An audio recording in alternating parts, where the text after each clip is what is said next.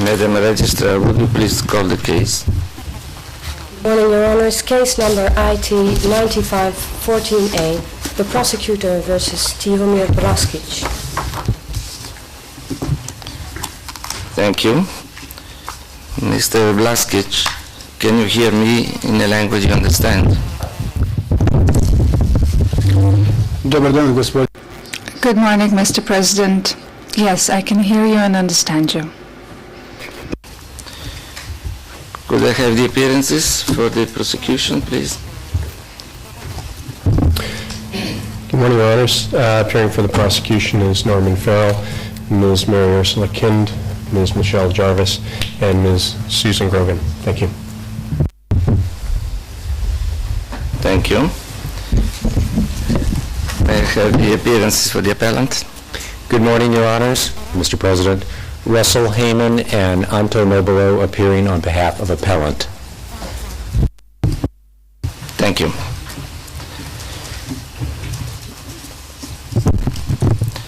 The appeals chamber is here today to deliver its judgment on appeal in the case of the prosecutor against Tihomir Blaškić.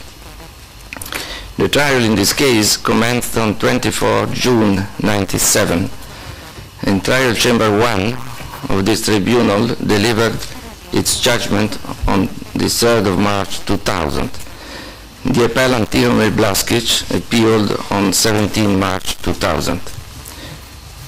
This case relates to crimes that were perpetrated during the conflict between the Croatian Defense Council and the Bosnian Muslim Army in the Lašva Valley region of Central Bosnia from May 92 until January 94.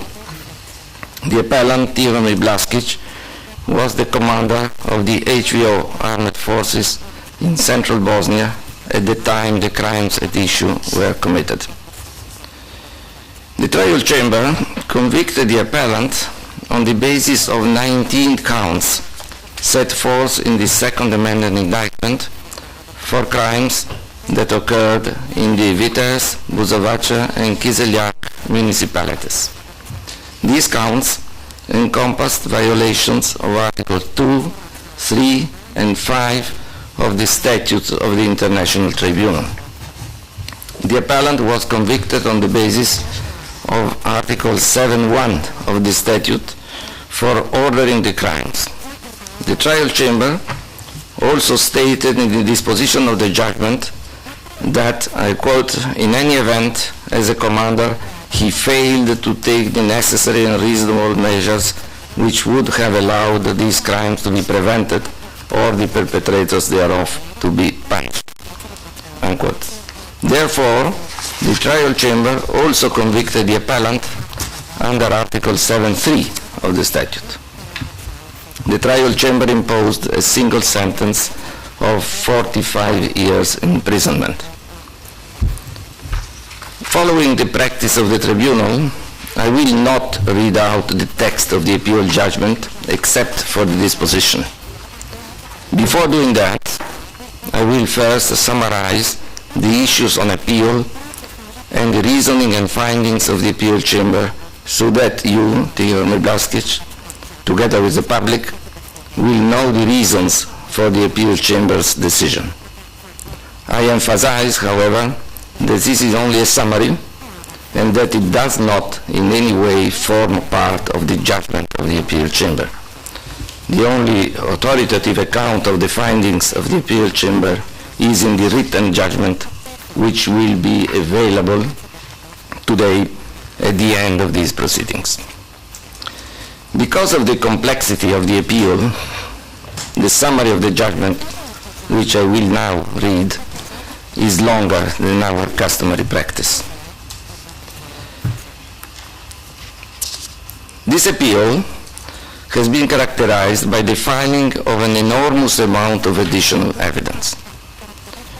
This was due inter alia to the lack of cooperation on the part of the Republic of Croatia at that time, and to the delay in the opening of the Republic of Croatia's archives, which only occurred following the death of former President Franjo Tuđman on 10 December 1999, thus preventing the parties to this case from availing themselves of these materials at the trial. During the appeal proceedings, the appellant filed 4 motions pursuant to Rule 115 of the Rules of the International Tribunal. In these motions, he sought to admit over 8,000 pages of material as additional evidence. The first of these additional evidence motions was filed in January 2001 and the last in May 2003. Following the filing of the 4th and final motion by the appellant and the rebuttal material by the prosecution in relation to these motions, the appeals chamber rendered its decisions on additional evidence in October 2003. It found that, in the circumstances of this case, a retrial was not warranted.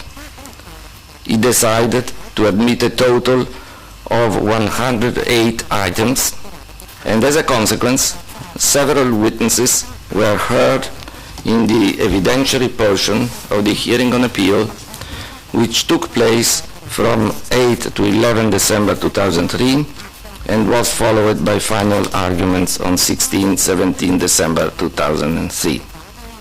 The appeal chamber has duly considered the evidence before it, including evidence on the trial record, additional evidence submitted by the appellant, and rebuttal material presented by the prosecution. The appellant Blaškić has brought several grounds of appeal in this case. In relation to the applicable law, he alleges errors of law concerning Articles 2, 5, and 7 of the Statute.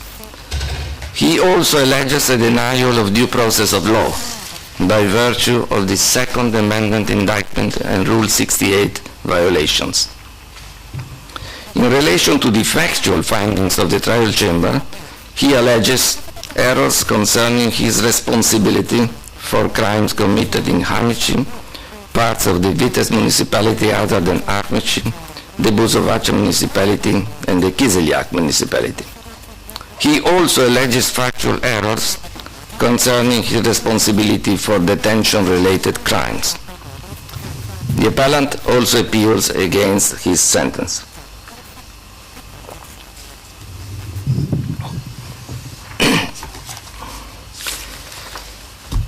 The appeal chamber may consider appeals on grounds of an error of law invalidating the decision of a trial chamber or an error of fact occasioning a miscarriage of justice.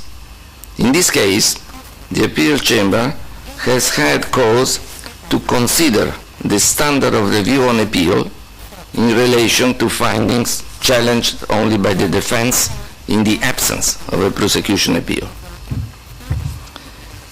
If the appeal chamber finds that an alleged error of law arises from the application of a wrong legal standard by a trial chamber, it is open to the appeal chamber to articulate the correct legal standard and to review the relevant findings of the trial chamber accordingly. In doing so, the appeal chamber not only corrects a legal error, but applies the correct legal standard to the evidence contained in the trial record in the absence of additional evidence, and must determine whether it is itself convinced beyond reasonable doubt as to the factual finding challenged by the defense before that finding is confirmed on appeal. As to error of facts, the standard applied by the appeal chamber has been that of reasonableness, namely whether the conclusion of guilt beyond reasonable doubt is one which no reasonable trier of fact could have reached. The appeal chamber bears in mind that in determining whether or not a trial chamber finding was reasonable, it will not likely disturb findings of fact by a trial chamber.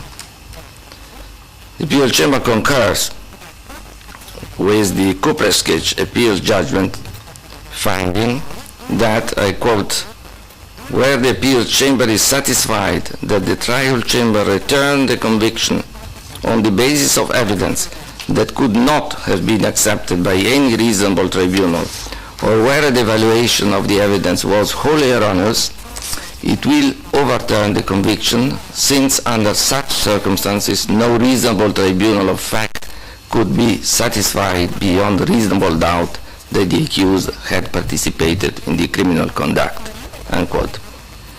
The appeal chamber considers that there are no reasons to depart from the standard set out above in relation to grounds of appeal alleging pure error of fact and when no additional evidence has been admitted on appeal.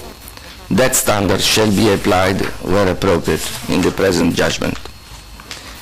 When factual errors are alleged on the basis of additional evidence proffered during the appellate proceedings, Rule 117 of the Rules of the Tribunal provides that the appeal chamber shall pronounce judgment on the basis of the record on appeal together with such additional evidence as has been presented to it. In Blaškić, the appeal chamber established the standard of review when additional evidence has been admitted on appeal and held the following.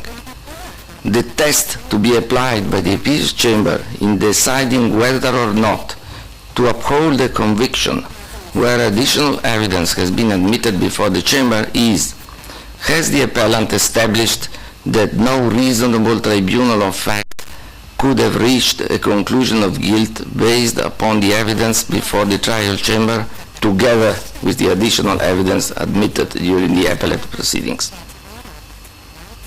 The standard of review employed by the appeal chamber in that context was whether a reasonable trier of fact could have been satisfied beyond reasonable doubt as to the finding in question, a deferential standard.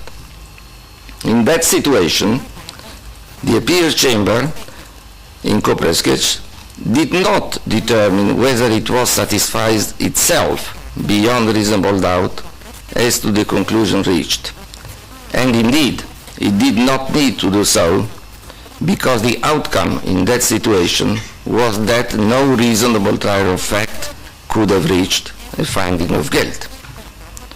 However, if in a given case the outcome were that a reasonable trier of fact could reach a conclusion of guilt beyond a reasonable doubt, the appeal chamber considers that when the appeal chamber is itself seized of the task of evaluating trial evidence and additional evidence together, and in some instances, in light of a newly articulated legal standard, it should, in the interest of justice, be convinced itself beyond reasonable doubt as to the guilt of the accused before confirming a conviction on appeal.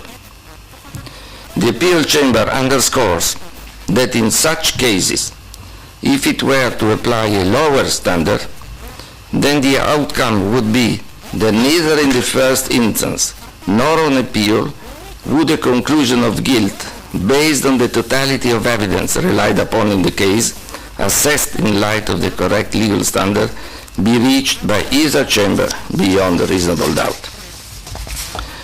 In sum, when the appeal chamber is confronted with an error in the legal standard applied in relation to the factual finding and an alleged error of law and additional evidence has been admitted on appeal, there are two steps involved. First, the appeal chamber will apply the correct legal standard to the evidence contained in the trial record and will determine whether it is itself convinced beyond reasonable doubt as to the finding of guilt on the basis of the trial record. If it is not convinced, then no further examination of the matter is necessary as a matter of law.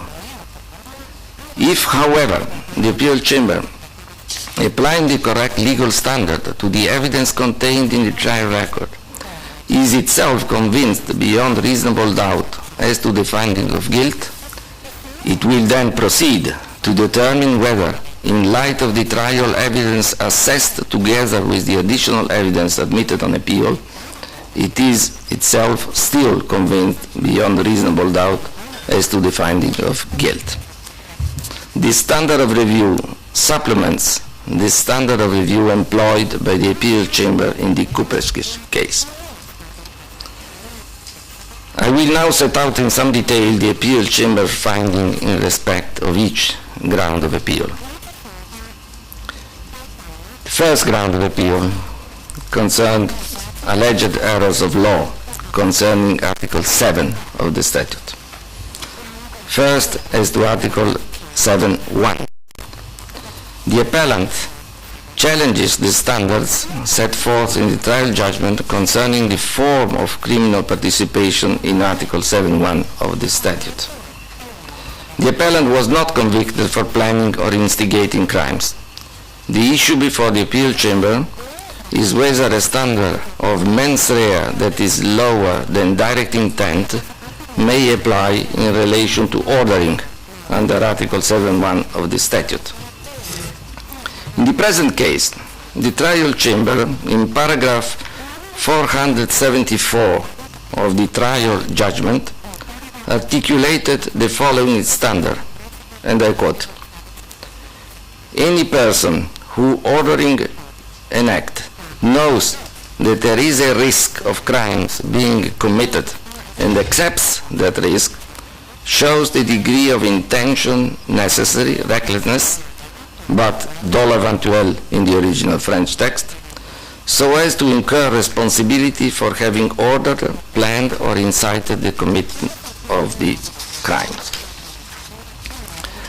Although the trial chamber indicated that this standard in paragraph 474 had already been explained earlier in the trial judgment, an examination of previous paragraphs pertaining to the legal element of Article 7 demonstrate that the trial chamber did not actually do so. Other paragraphs in the trial judgment articulated the standard set out in paragraph 474 using different expressions. Having examined the approaches of national systems as well as the International Tribunal precedents, the appeals chamber considers that the trial chamber's articulations of the mens rea for ordering under Article 7.1 of the statute are incorrect. The knowledge of any kind of risk, however low, does not suffice for the imposition of criminal responsibility for serious violations of international humanitarian law. The trial chamber does not specify what degree of risk must be proven. Indeed, it appears that under the trial chamber standard, any military commander who issues an order will be criminally responsible because there is always a possibility that violations could occur in the implementation of that order. The appeal chamber finds that a person who orders an act or omission with the awareness of the substantial likelihood that a crime will be committed in the execution of that order has the requisite mens rea for establishing liability under Article 7.1 pursuant to ordering.